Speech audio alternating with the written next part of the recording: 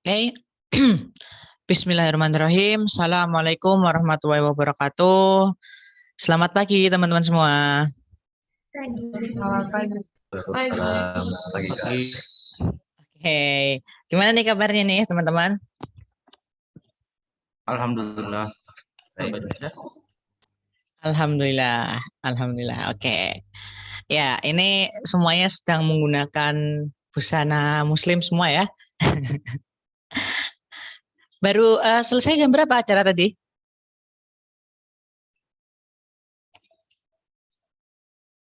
Atau hanya atau tidak ada event apapun?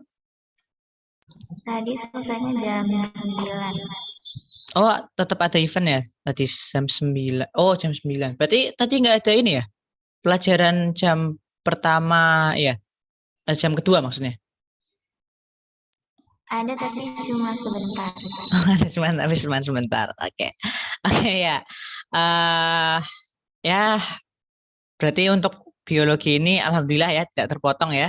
Alhamdulillah mungkin bagi saya, bagi kalian mungkin sebagian ingin agar hanya separuh jam atau mungkin sekalian jam kos sampai siang ya mungkin ya. Gak apa. Saya ketika masih menjadi siswa seperti kalian juga pasti merasakan hal tersebut. Ingin ada jam kosnya. Oke. Untuk pertemuan hari ini kita nanti akan melanjutkan materi ya. Kemarin untuk bab 1 alhamdulillah sudah selesai terbahas semuanya. Kebetulan kemarin yang hadir pada pertemuan terakhir hanya Nisa dan Fatir ya. Untuk materi transport membran ada transport aktif dan transport pasif. Nanti filenya segera saya kirimkan setelah siap. Kemudian untuk pertemuan hari ini kita masuk ke bab berikutnya yaitu terkait jaringan tumbuhan.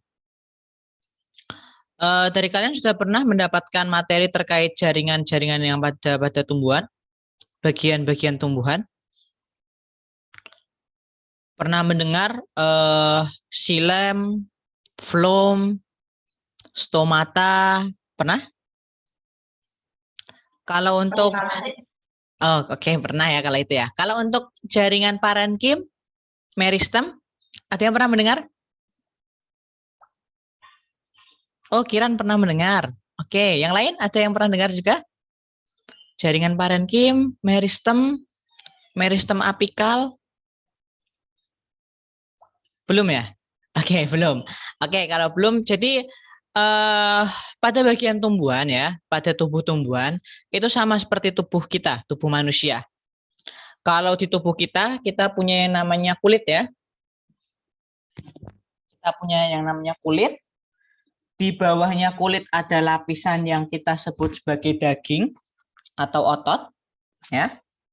Kemudian baru nanti di lapisan terdalam itu ada yang kita sebut sebagai tulang atau rangka.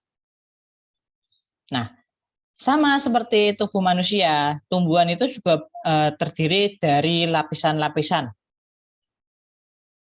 Nah, lapisannya apa aja, Kak Anas? Lapisan ini terdiri dari berbagai macam jenis jaringan.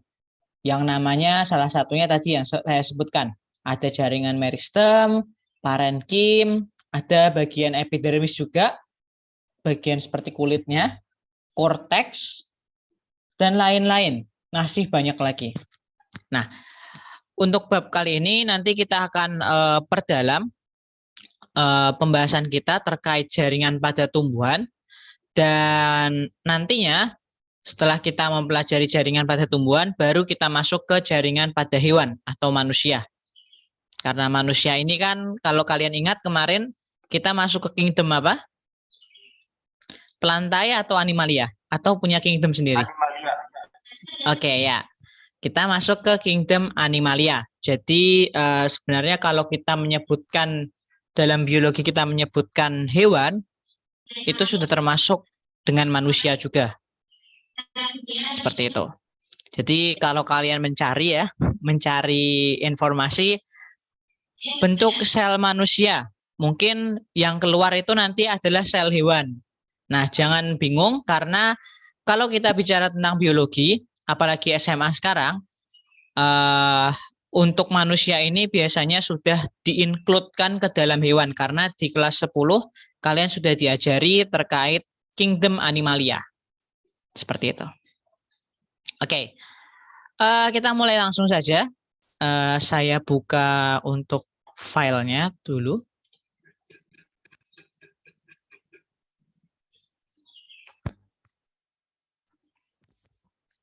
Oke, bisa kalian lihat. Ini ada peta konsep ya. Sudah nampak belum? Sudah. Oke. Nah, ini ada peta konsep terkait jaringan tumbuhan. Jadi, apa saja yang nanti kita bahas? Dimulai nanti terhadap jaringan meristem atau kalau di sini seperti typo ya, salah ketik ya, harusnya meristem menggunakan E. Bukan A, meristem. Yang mana nanti meristem ini dibagi berdasarkan posisinya. Ada yang disebut meristem apikal, meristem interkalar, dan meristem lateral. Kak, jaringan meristem itu yang jaringan yang membantu pertumbuhan tumbuhan ya, Kak? Jaringan yang berada dalam epidermis tumbuhan. Oke, ya. Secara garis besar, apa yang disampaikan Fatir benar ya, bahwa meristem ini terkait tentang pertumbuhan tumbuhan. Makanya kenapa banyak yang mengatakan bahwa jaringan meristem ini adalah jaringan muda. Seperti itu. Jadi kalau manusia kan anak muda kan anak-anak yang sedang berkembang ya. Seperti kalian, anak remaja, anak muda lagi berkembang-berkembangnya. Nah, sama di tumbuhan itu kalau yang bagian atau jaringan yang berkembang itu disebut sebagai jaringan muda atau meristem. Sedangkan untuk jaringan dewasanya itu ada di sini. Di jaringan permanen. Ini jaringan dewasa.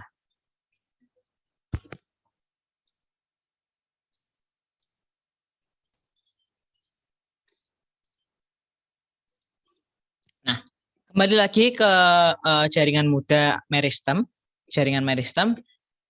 Untuk jaringan meristem selain dibagi berdasarkan posisinya, dia juga dikelompokkan berdasarkan asal usulnya.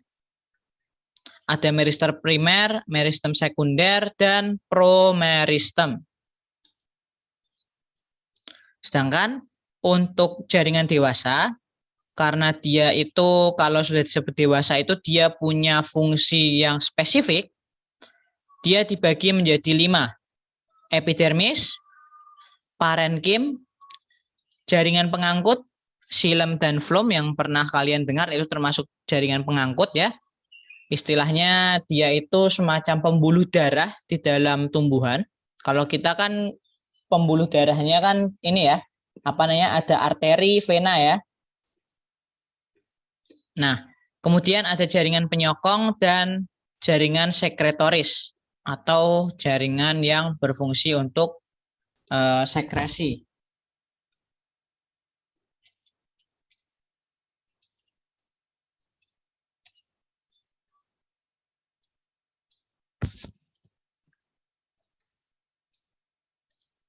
Sekresi atau pembuangan metabolisme. Nah, kemudian itu untuk pembagian jaringan tumbuhan. Selanjutnya nanti untuk jaringan tumbuhan saya scroll ke bawah sebentar dulu ya. Nanti saya scroll ke atas lagi. Nah, untuk bagian organ tumbuhan yang lain itu ada akar, batang, daun, bunga, buah, dan biji. Nah, kalau yang ini mungkin sebagian besar sudah kalian pelajari ketika mungkin di SMP atau kelas 10 kemarin. Ketika kita membahas tentang tumbuhan. Biji jelas untuk memulai kehidupan dari tumbuhan ya. Kemudian buah, bunga itu untuk menghasilkan biji, daun untuk bernafas tumbuhan dan berfotosintesis, batang itu untuk menyokong agar tumbuhan itu bisa tetap tegak lurus ya dari tanah, dan akar digunakan untuk menyerap unsur atau zat hara. Nah, ini nanti kalau untuk yang organ-organ saya yakin kalian sudah pernah mempelajarinya. Jadi yang akan saya tekankan dalam pelajaran pada bagian jaringan tumbuhan ini lebih kepada nanti meristem dan permanen ini. Silakan, boleh kalian catat dulu. Atau kalau mau diambil gambar juga boleh.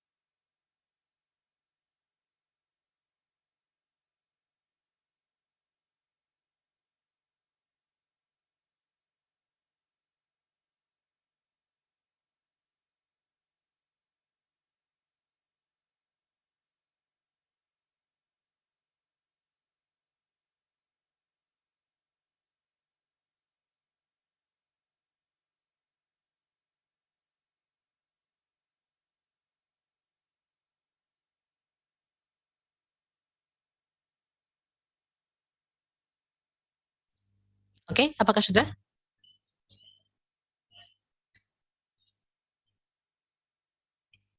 Dari Naira sudah?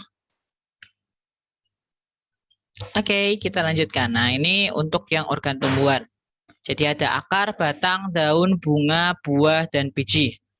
Tentunya yang kita bahas nanti terkait fungsi, struktur, kemudian perbandingan antara dikotil dan monokotil. Kalau yang ini pasti sudah sering mendengar. Ya, kalau akar ada yang serabut, ada yang tunggang. Kalau yang serabut itu dikotil atau monokotil? Ada yang ingat? Akar serabut itu punyanya tumbuhan dikotil atau tumbuhan monokotil? Dikotil. Oke. Serabut menurut Fatir dikotil. Ada yang lain? Pendapat lain?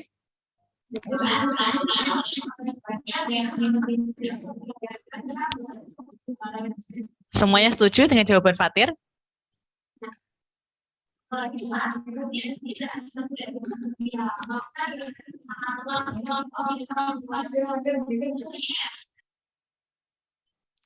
Untuk tumbuhan yang berakar serabut ya, itu dikotil atau monokotil?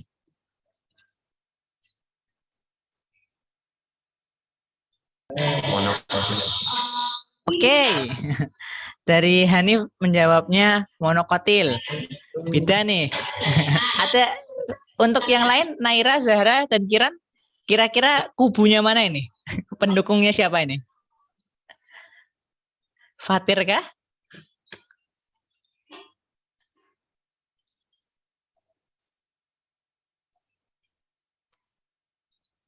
Oke, mungkin sedikit tidak ingat ya. Sedikit tidak ingat ya dengan materi yang dulu ya. Jadi kalau untuk serabut itu yang monokotil. Sedangkan kalau dikotil itu akar tunggang. Seperti itu. Nah, kemudian pada batang ini ada perbandingan dikotil dan monokotil juga. Nanti lebih kepada ini sih, lebih kepada apa namanya, xilem dan phloem, letak xilem dan phloem. Kemudian daun juga ada perbandingannya. Bedanya ada yang menyirip, menjari, dan lain-lain. Bunga dilihat dari jumlah mahkota bunganya ya. Oh, ini Melo sudah bergabung ya. Halo Melo. Halo Kak, maaf karena masak. Iya, nggak apa-apa. Oke. Nah, kemudian kalau buah, ini yang dibahas adalah buah sejati dan buah semu.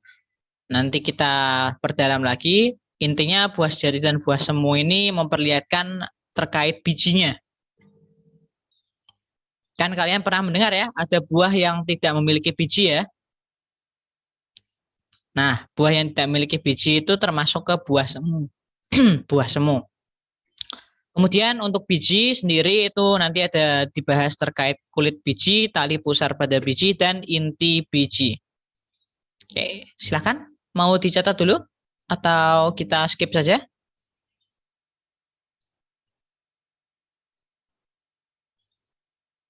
Lanjut aja kali dulu.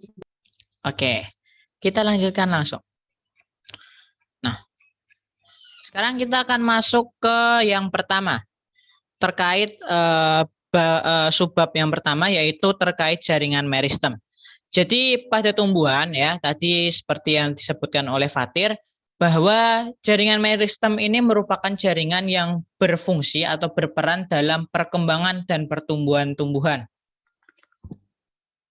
Jadi kenapa tumbuhan itu bisa bertambah tinggi, tumbuhan itu batangnya bisa bertambah besar, bertambah banyak daunnya, bertambah banyak buahnya, itu karena jaringan meristem. Oleh karena itu boleh dikatakan pertumbuhan pada tumbuhan ini adalah peran dan fungsi utama dari jaringan meristem.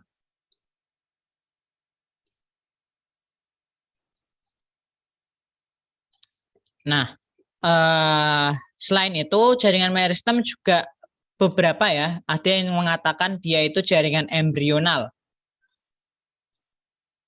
Karena kalau kita bicara embrio pada manusia itu kan pasti kita mengarahnya kepada yang namanya gestasi ya, atau kehamilan. Seorang ibu yang hamil kemudian melahirkan seorang anak itu kan intinya bereproduksi ya, untuk menghasilkan keturunan.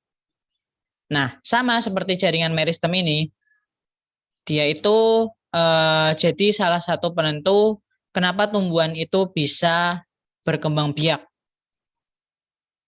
atau memunculkan sebuah tunas maupun biji.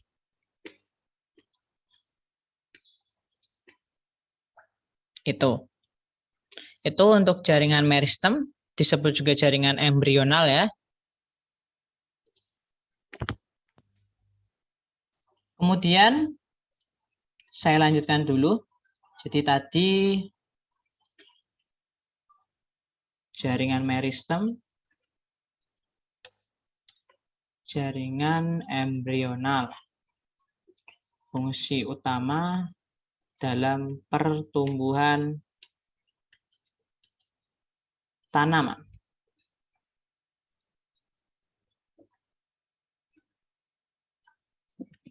Nah, kemudian apa ciri-ciri dari jaringan meristem? Jadi ada beberapa ciri-ciri dari jaringan meristem atau jaringan embrional ini. Ada 8 ciri utama. Pertama, terdiri dari sel muda yang aktif membelah dan ukurannya biasanya lebih kecil dibandingkan ukuran dari jaringan lainnya.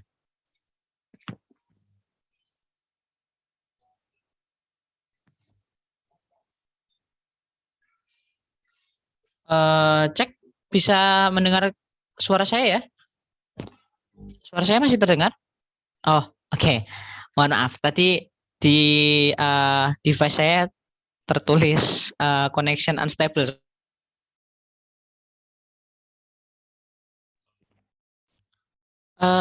Cek, suara saya sudah terdengar dengan jelas sekarang?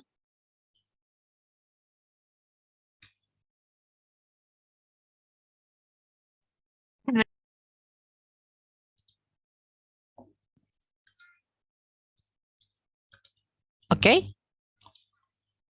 Mohon maaf ya, ini tiba-tiba sinyal lagi down, kurang tahu kenapa.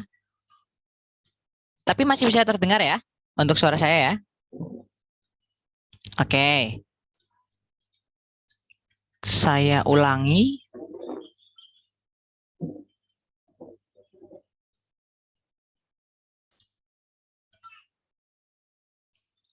Bisa melihat share screen saya? Bisa. Oke. Saya ulangi ya. Jadi tadi jaringan meristem disebut juga jaringan embrional. Fungsinya untuk pertumbuhan tanaman. Nah, untuk ciri-cirinya, ciri-ciri jaringan meristem atau jaringan embrional, Pertama, terdiri dari sel-sel muda yang aktif membelah dan berukuran sangat kecil. Dia ukurannya mungkin bisa setengahnya dari ukuran sel dewasa pada tumbuhan. Kemudian susunan selnya sangat rapat, jadi tidak memiliki ruang antar sel. Jadi misal kalau pada sel biasa itu mereka seperti ini, punya rongga-rongga, ya, punya rongga-rongga. Nah, pada jaringan meristem mereka akan benar-benar sangat rapat, sampai rongganya itu sangat kecil, atau bahkan tidak ada rongganya. Kemudian bentuk selnya bulat, ya, bulat seperti ini, mirip-mirip, lonjong atau poligonal atau kuboid atau bisa juga prismatik. Dengan dilengkapi dinding sel yang tipis, karena perlu kalian ingat juga kemarin ketika kita membahas sel, bahwa sel tumbuhan itu memiliki yang namanya dinding sel. Kemudian selnya memiliki banyak protoplasma atau sitoplasma yang memenuhi isi sel. Kemudian lanjut, selnya memiliki satu atau dua inti sel yang berukuran besar. Jadi di dalam bulatan-bulatan ini ada satu inti sel. Mungkin saya beri warna lain.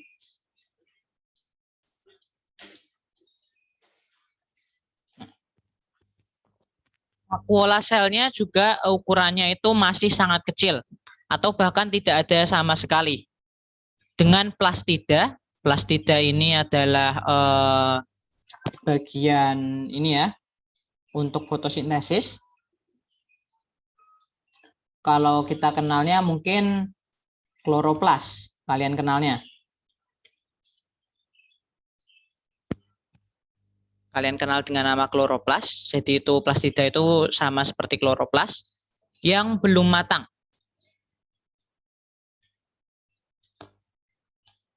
Kenapa dia plastidanya atau kloroplasnya itu belum matang? Karena untuk jaringan meristem ini dia belum mengalami yang namanya fotosintesis.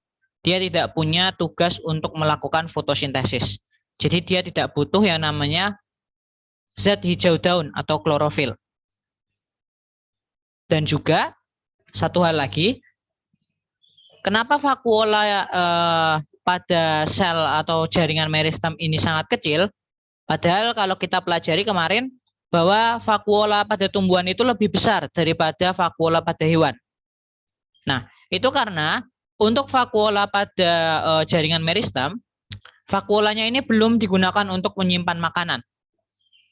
Otomatis karena dia belum punya tugas menyimpan makanan, dia itu istilahnya seperti gudang yang kosong, kantung yang kosong, kempis, tidak memiliki isi ya sama sekali. Nah, selanjutnya sel-selnya belum mengalami diferensiasi atau spesialisasi dalam mendukung fungsi tertentu pada tumbuhan. Nah, ini yang saya katakan tadi. Jadi dia itu belum punya tugas khusus. Ya, jaringan meristem ini tugasnya hanya untuk pertumbuhan atau perkembangan.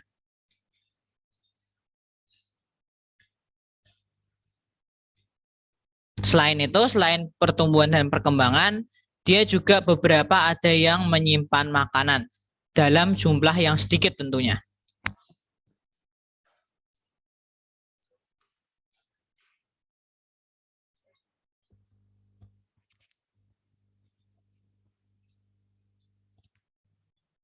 Oke.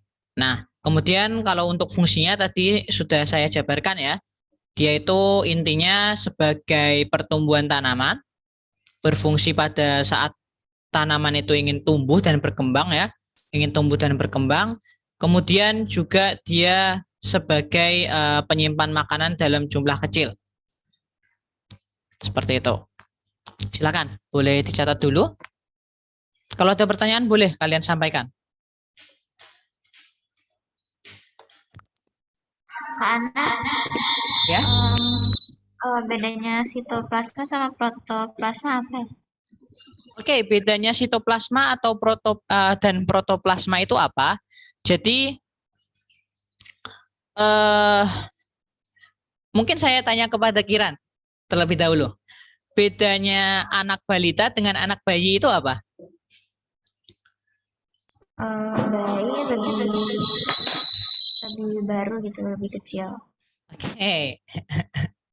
Nah, mirip-mirip seperti pertanyaan saya. Jadi protoplasma itu adalah versi mudanya dari sitoplasma atau cairan dalam sel. Jadi ketika suatu sel itu masih muda, dia itu dinamakan sebagai protoplasma. Cairan dalam selnya itu disebut protoplasma. Nah, setelah dia dewasa, sudah punya tugasnya sendiri, maka protoplasma itu akan disebut sebagai sitoplasma. Bisa dipahami, Kira? Oke, bisa. Terima kasih, Kak. Oke, ya, alhamdulillah kalau bisa. Jadi intinya protoplasma itu versi mudanya dari sitoplasma, mudanya seperti itu. Dia bentuknya sama-sama cairan di dalam sel. Dan punya fungsi yang juga sama dengan sitoplasma. Namun bedanya memang protoplasma ini karena dia itu masih muda, adanya di dalam sel yang muda, oleh karena itu ketika protoplasma ini hadir, biasanya itu hanya bersama dengan beberapa organel, terutama inti sel dan juga plastida ya, kalau di tumbuhan. Inti sel, plastida, atau vakuola. Itu. Sedangkan untuk seperti badan Golgi, lisosom, kemudian ribosom, RI, dan lain-lain itu ketika sel itu masih muda biasanya belum ada karena belum membutuhkan yang namanya kerja dari organel-organel itu. Bahkan mitokondria pun belum ada ketika sel itu masih muda. Oke, yang lain juga bisa memahami ya. Oke, ada pertanyaan lain?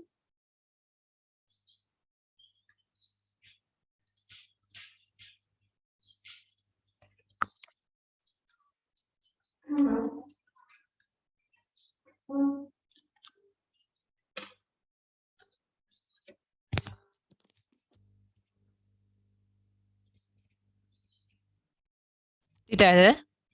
Belum ada? Untuk mencatat sudah selesai semuanya?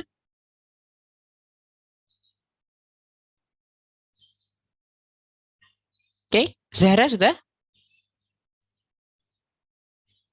Sudah. Oke. Oke, ya. Oke, kalau gitu saya lanjutkan. Saya hapus ya. Nah, kita masuk ke jenis-jenis jaringan meristem. Nah, tadi ada beberapa cara pembagian ya. Pertama berdasarkan posisinya, dan kedua tadi berdasarkan terkait fungsinya.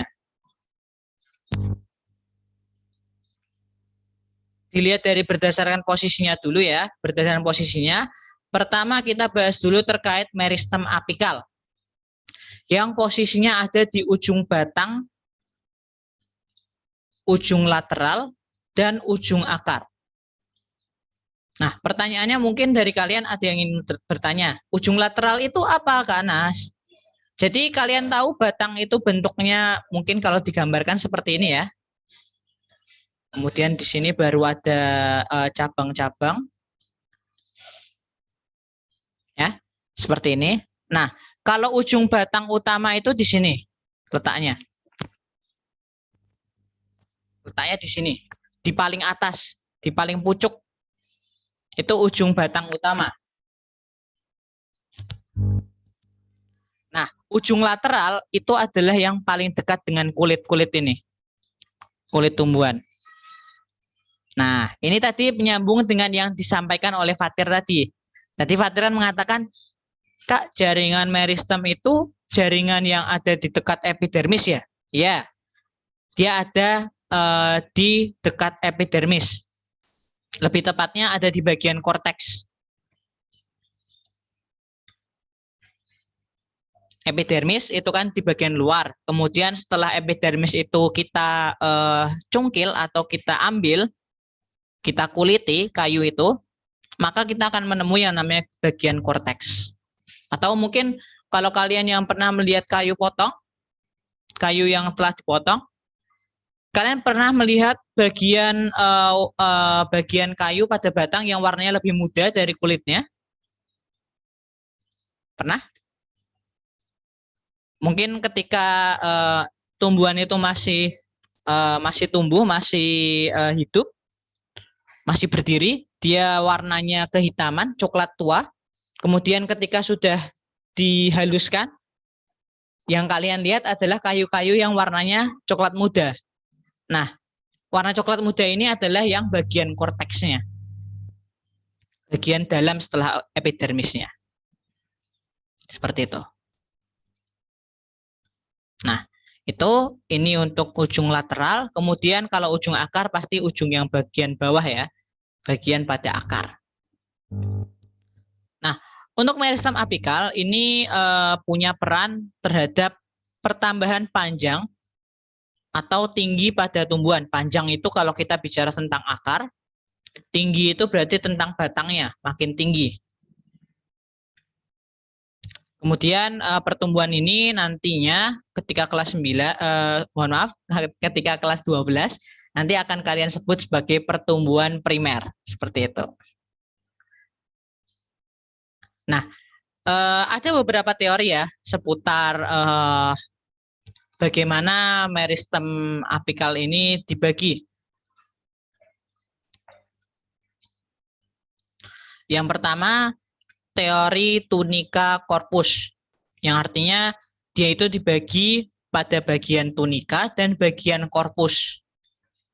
Ini dikemukakan oleh seseorang peneliti dari Jerman bernama Schmidt. Menurut teori ini, titik tumbuh dari suatu tumbuhan itu ada dua lapisan. Pertama, lapisan pinggir yang disebut tunika. Ya, tunik bahan sebuah kain yang biasanya digunakan untuk baju. Tunika bagian pinggir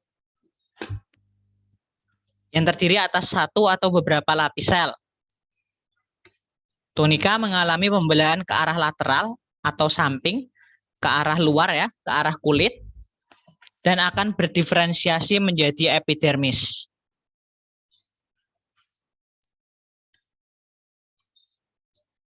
Kemudian ada yang disebut korpus. Kalau tadi tunika bergeraknya ke arah samping, ke arah luar tumbuhan, nah korpus ini justru yang ke arah dari bagian pusat.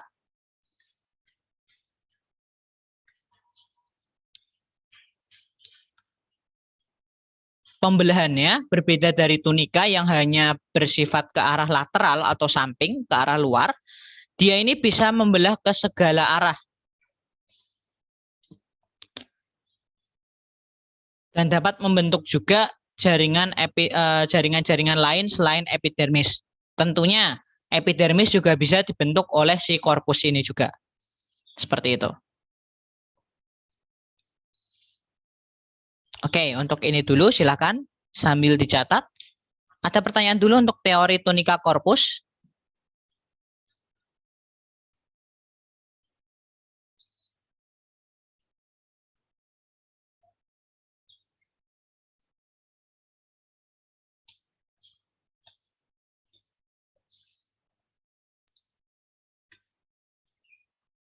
Oke, sepertinya belum ada.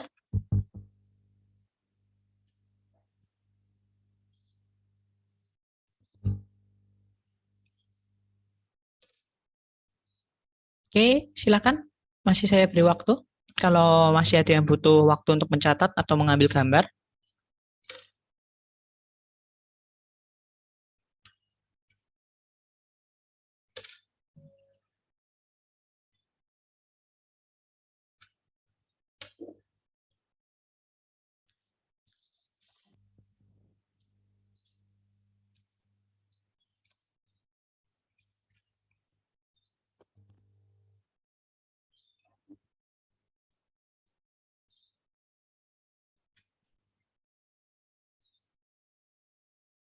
Sudah? Sudah selesai mencatat semua?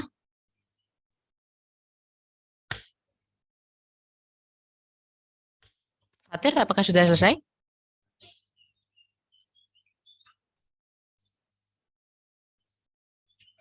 Halo? Dari Fatir, apakah sudah selesai?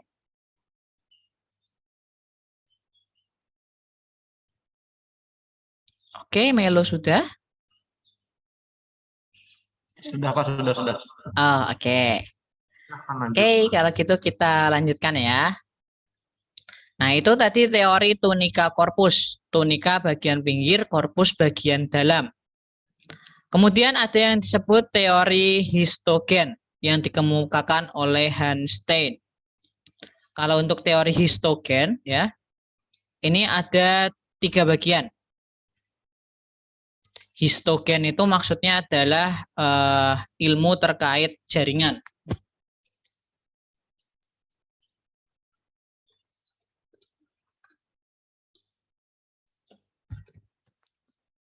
Pembagiannya ada 3. Pertama, dermatogen, sudah jelas ya.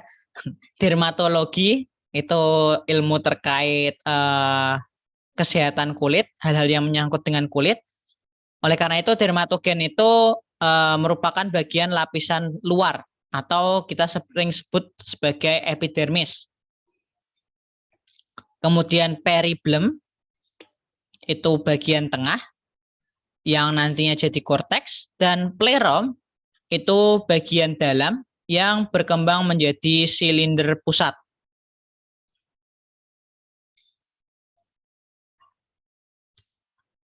Mengingatnya cukup derm itu adalah kulit ya, kulit berarti lapisan luar. Kemudian periblem, peri itu tengah, peri itu bagian tengah-tengah di antara sesuatu, makanya dia menjadi dinamakan untuk lapisan tengahnya. Dan terakhir sisanya plerom adalah yang lapisan bagian dalam. Oke, silakan sambil dicatat. Nah, dari 2 teori ini manakah yang paling benar? Jadi karena dua-duanya itu sama-sama menjabarkan. Yang satu itu tadi tunika korpus itu untuk tunika bagian luar, korpus itu bagian selain bagian luar, dan yang histogen ini dibagi luar, tengah, dan dalam. Maka kedua teori ini sama-sama tidak ada yang saling bertentangan, dan tidak bisa dikatakan salah satunya yang paling benar, karena keduanya di sini tidak ada yang namanya istilahnya silang pendapat, perbedaan pendapat. Mereka sama-sama membagi ada bagian luar dan bagian dalam, cuman untuk yang histogen ini ditambah bagian tengah. Mirip-mirip nih sama untuk teori klasifikasi makhluk hidup, kingdom, klasifikasi 5 kingdom. Awalnya hanya ada 2 kingdom, kemudian berkembang menjadi 3 kingdom, 4 kingdom dengan pertambahan adanya protista, 5 kingdom pertambahan adanya fungi, kemudian bahkan ada yang disebut klasifikasi 6 kingdom, di mana kelompok Monera ini dibagi Archaebacteria dan Eubacteria.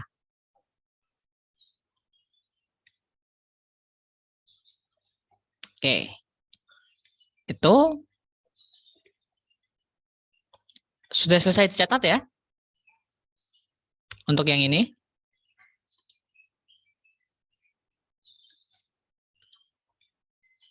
Oke, kita lanjutkan. Saya izin hapus dulu.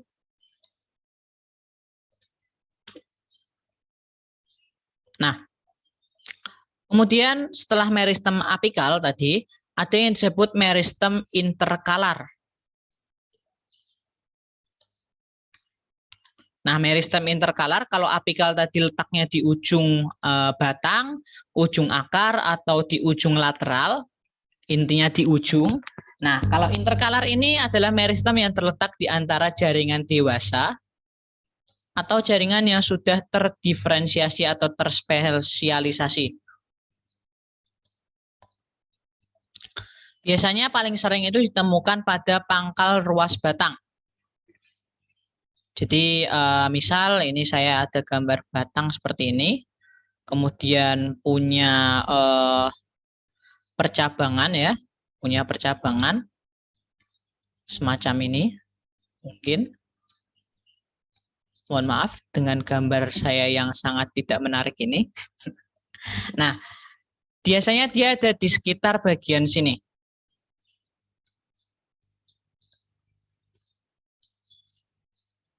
Ini untuk meristem interkalar. Jadi dia ada di pangkal batang, ruas batang. Percabangan pada batang.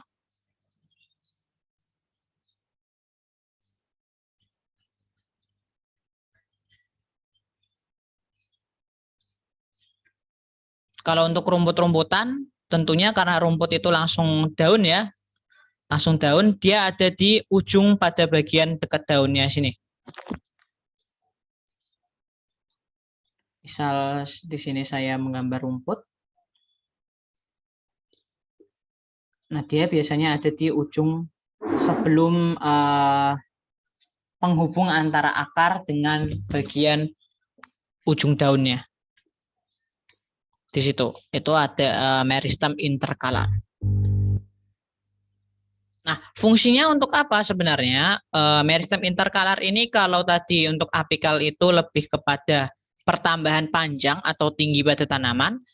Sedangkan kalau meristem interkalar ini pertambahan panjang pada batang dan pembentukan bunga.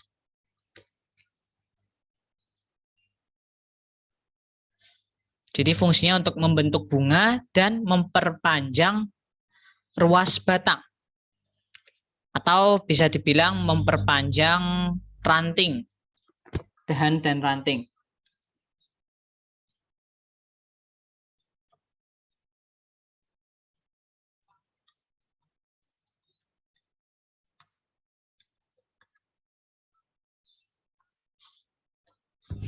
Ini fungsinya.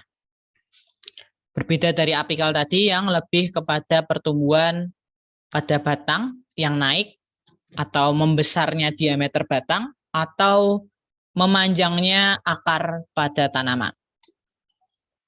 Nah, terakhir ada meristem lateral, meristem yang letaknya sejajar dengan permukaan batang atau akar. Artinya kalau misal di sini ada gambar batang lagi. Misal kita punya gambar batang seperti ini. Nah, meristem lateral itu dia letaknya itu berada di sini. Jadi dia sejajar. Tapi dia berada di bawahnya meristem apikal. Jadi misal meristem apikal warna lain ya, misal warna oranye. Jadi meristem apikal di sini. Nah, bawahnya baru ada meristem lateral. Fungsinya untuk apa? Fungsinya itu adalah untuk penambahan pertumbuhan sekunder yang istilahnya itu memperbesar ukuran diameter batang dan akar. Fungsinya hanya itu saja. Dengan cara adanya pembentukan kambium gabus dan kambium vaskuler. Pernah kalian mendengar ada tumbuhan yang memiliki kambium atau getah di dalamnya? Ya, pernah ya? Seperti pohon karet. Nah, getah ini dihasilkan oleh si meristem lateral ini, teman-teman. Oke, silakan untuk yang untuk ini dulu. Meristem apikal, interkalar, dan lateral, silakan bisa dicatat. Dan silakan kalau ada pertanyaan boleh disampaikan terlebih dahulu.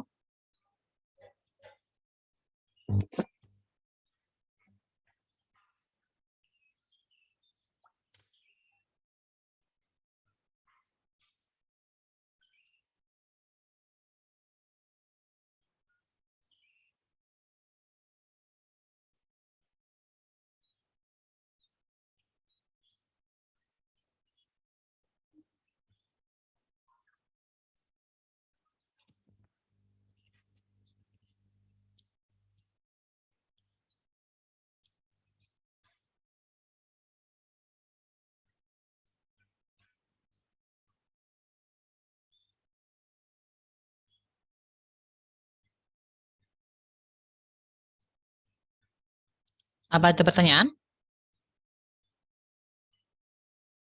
Belum?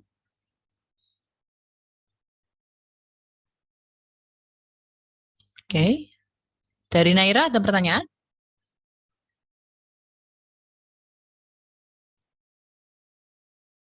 Belum juga.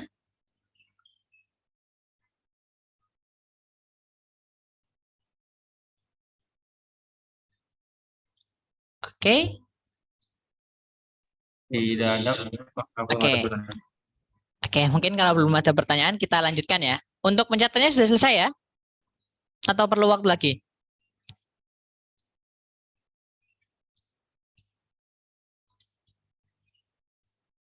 Sepertinya semuanya sudah selesai ya mencatat atau mengambil gambar ya.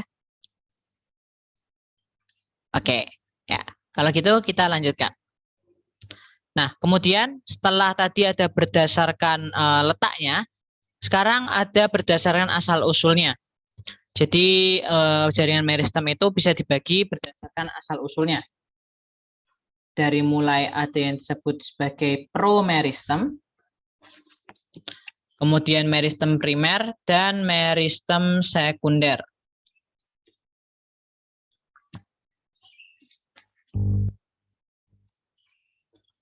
Nah, untuk yang pertama dulu, promeristem dulu.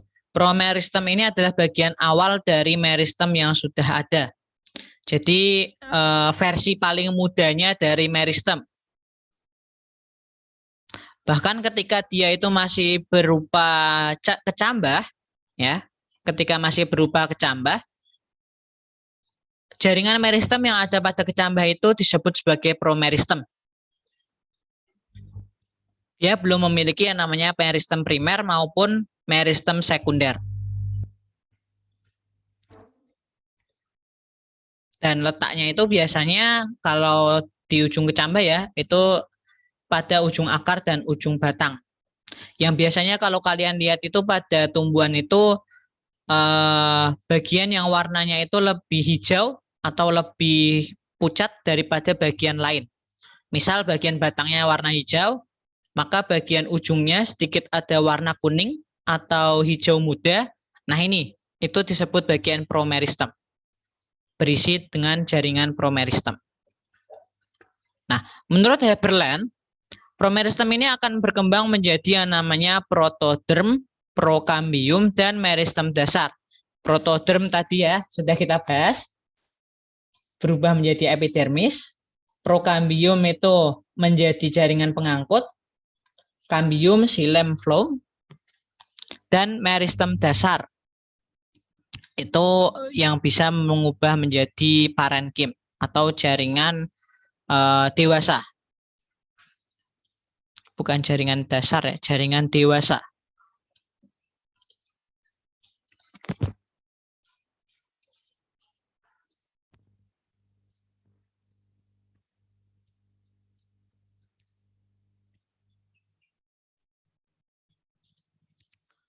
Kemudian lanjut, ada meristem primer. Meristem primer atau disebut juga bisa disebut juga sebagai meristem dasar ya. Itu adalah perkembangan dari promeristem. Dari yang atasnya. Jadi promeristem berubah jadi meristem primer, baru nanti membuat suatu jaringan dewasa. Nah, meristem primer ini punya yang namanya sel-sel yang berkembang langsung dari sel embrionik atau sel meristem yang berada pada ujung batang maupun ujung akar yang tadi disebutkan ketika kita membahas promeristem. Ya, letaknya di ujung akar atau ujung batang. Meristem primer ini fungsi utamanya itu untuk melakukan yang namanya pertumbuhan primer. Pertumbuhan primer itu perpanjangan batang dan akar. Kalau batang berarti tambah tinggi, kalau akar berarti tambah panjang. Semakin banyak. Itu untuk meristem primer. Nah, sedangkan kalau meristem sekunder, ya, meristem sekunder itu berasal dari sel-sel dewasa yang berubah sifat menjadi sel meristem. Jadi dia itu awalnya adalah bagian dari jaringan parenkim.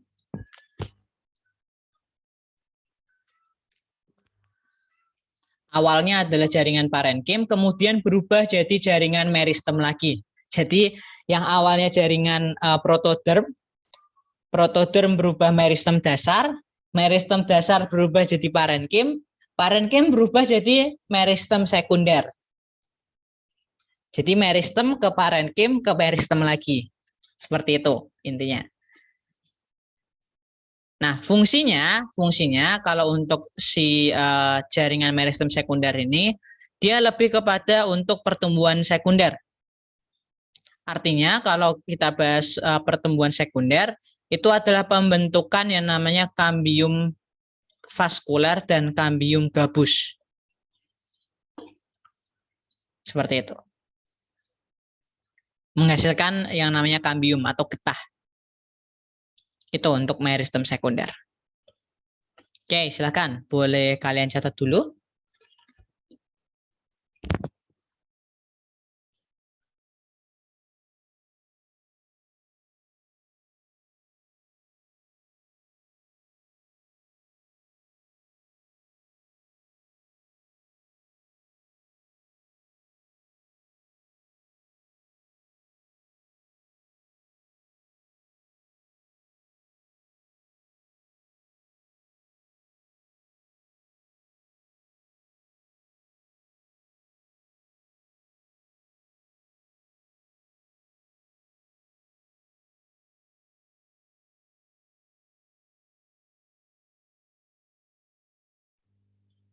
Oke, ada pertanyaan dulu sampai sini?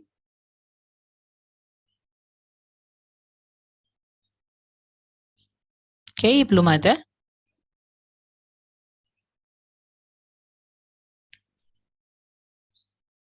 Bisa kita lanjutkan sekarang?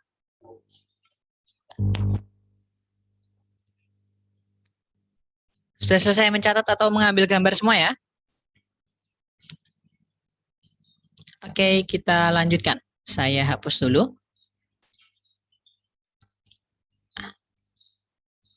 Nah, kita lanjutkan. Nah, dari tadi saya mengatakan ada yang namanya kambium vaskuler dan kambium gabus atau velogen. Apa sih sebenarnya kambium vaskuler itu? Dan juga kambium gabus? Kita lihat dulu dari namanya. Ada kata kambium dan vaskuler. Kambium itu sudah jelas ya, yang biasanya kalian sebut dengan getah atau cairan putih dalam tumbuhan. Sedangkan vaskuler, ya, vaskuler itu artinya adalah saluran angkut. Kalau dalam istilah medis ada yang namanya spesialis kardiovaskular. Kardio itu berarti bagian tubuh gerak, terutama ini ya yang menghasilkan tenaga pada manusia, yaitu jantung dan paru-paru. Dan vaskuler itu peredaran darah. Jadi kalau kita bicara kardiovaskuler, penyakit kardiovaskuler berarti yang hubungannya dengan peredaran darah atau dengan bagaimana jantung atau paru-paru itu menyuplai oksigen dan mengeluarkan karbon dioksida dari dan ke seluruh tubuh. Nah, kalau kita bicara tentang tumbuhan, di sini adanya yang namanya kambium vaskuler. Di mana kambium vaskuler ini merupakan cikal bakal terbentuknya yang namanya xilem dan floem.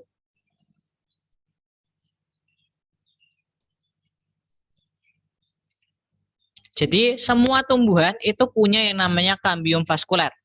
Entah itu monokotil maupun dikotil. Tapi khusus untuk kambiumnya, khusus untuk kambium yang berupa getah atau cairan dalam tumbuhan yang ini khusus untuk tanaman dikotil saja. Jadi kalau di tanaman dikotil, kambium vaskuler itu membentuk yang namanya xilem, floem, dan kambium.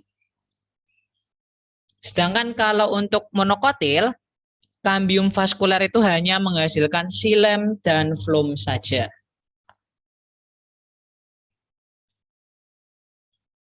Seperti itu. Nah, kenapa kambium vaskuler ini bisa memperbesar ukuran batang? Itu karena dia tumbuhnya itu ke arah luar dan ke arah dalam secara bersamaan. Ke arah luar dia membentuk floem, ya, ke arah luar membentuk floem, dan ke arah dalam dia membentuk yang namanya xilem.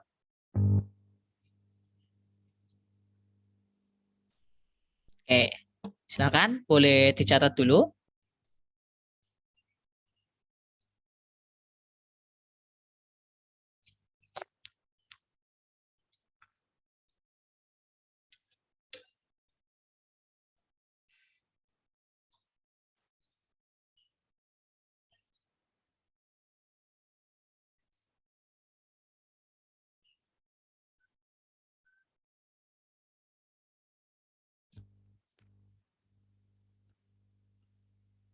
Oke, sudah?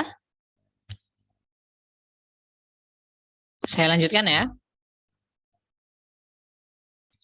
Nah, selanjutnya ada yang disebut sebagai kambium gabus atau velogen. Nah, beda dengan kambium vaskuler tadi yang fungsinya itu membentuk yang namanya floem dan xilem, selain kambium ya, selain kambium.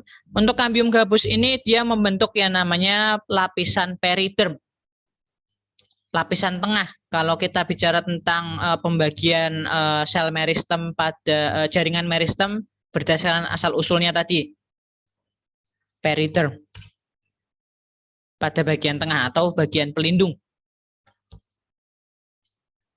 Jadi kambium ini tentunya karena berada di tengah-tengah, berarti dia berada di bawah epidermis batang dan akarnya sudah tua. Jadi bagian setelah epidermisnya, setelah kulit kayunya. Ke arah luar, dia membentuk yang namanya velum atau lapisan gabus. Sedangkan ke arah dalam, dia membentuk yang namanya veloderm atau korteks sekunder.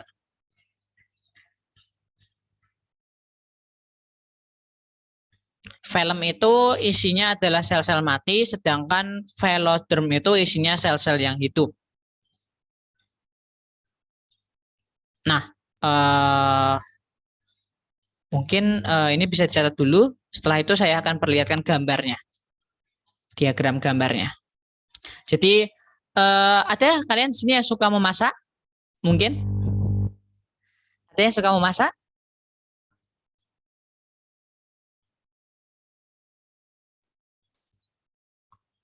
Tidak ada? Atau ada yang pernah memasak mungkin? Pernah memotong sayuran? Apakah ada? Belum pernah semua?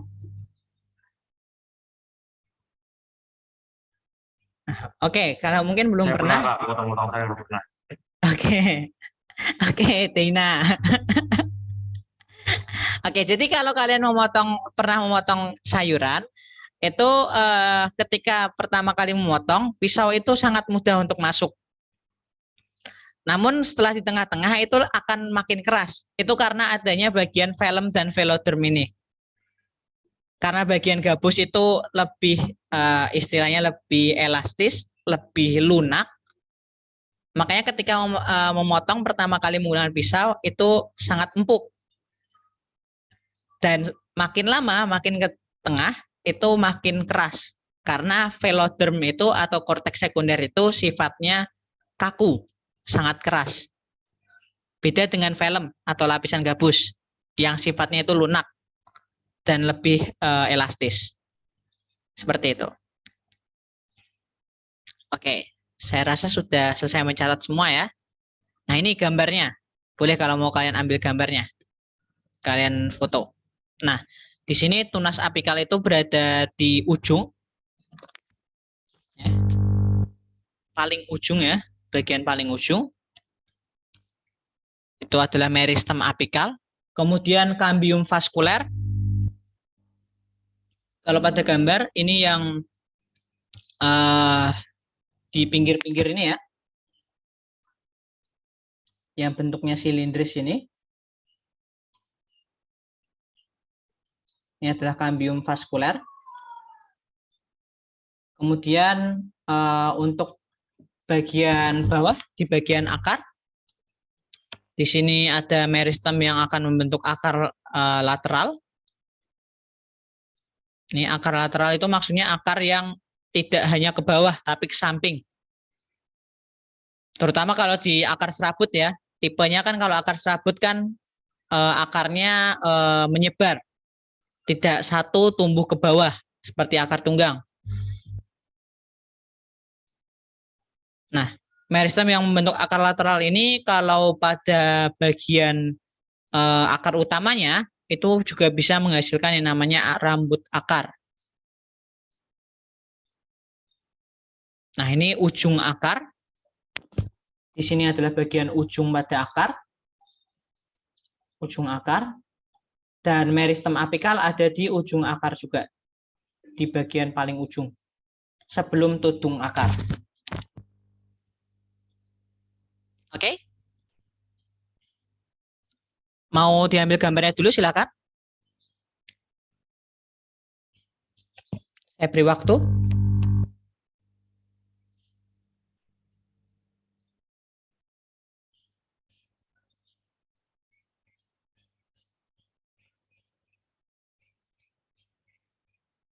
Oke, sudah selesai mengambil gambar semua? Oke, kalau gitu saya tutup untuk share screen-nya. Nah, itu tadi terkait materi kita ya. Untuk yang pertama yaitu subbab pada jaringan meristem. Nah, jadi kita sudah menyelesaikan satu subbab untuk bab jaringan tumbuhan. Yang mana tadi kita membahas dari mulai meristem apikal, meristem lateral, sampai ke kambium vaskuler dan kambium pada yang terakhir kambium gabus atau velogen. Nah, untuk pertemuan kita pada pagi hari ini mungkin cukup sekian dulu dari saya. Sebelum saya tutup, ada pertanyaan terlebih dahulu?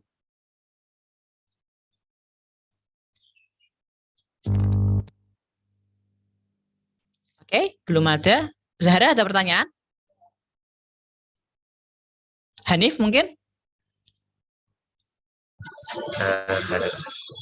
Oke, ya. Mungkin kalau belum ada, kita cukupkan dulu sekian untuk pertemuan kita pada pagi hari ini. Terima kasih untuk partisipasi kalian selama pembelajaran. Kita tutup dengan berdoa bersama-sama. Saya pimpin. Berdoa menurut agama dan kepercayaan masing-masing. Berdoa dimulai.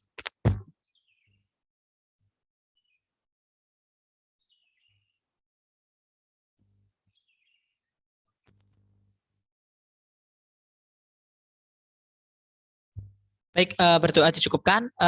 Sekian dulu untuk penyampaian materi dari saya. Semoga bermanfaat dan semoga membawa keberkahan. Selamat berweekend ria kalian semua. Kita ketemu lagi minggu depan. Oke, wassalamualaikum warahmatullahi wabarakatuh. Happy weekend guys. Makasih Kak. Terima kasih. Makasih, Kak. Terima kasih Kak. Assalamualaikum.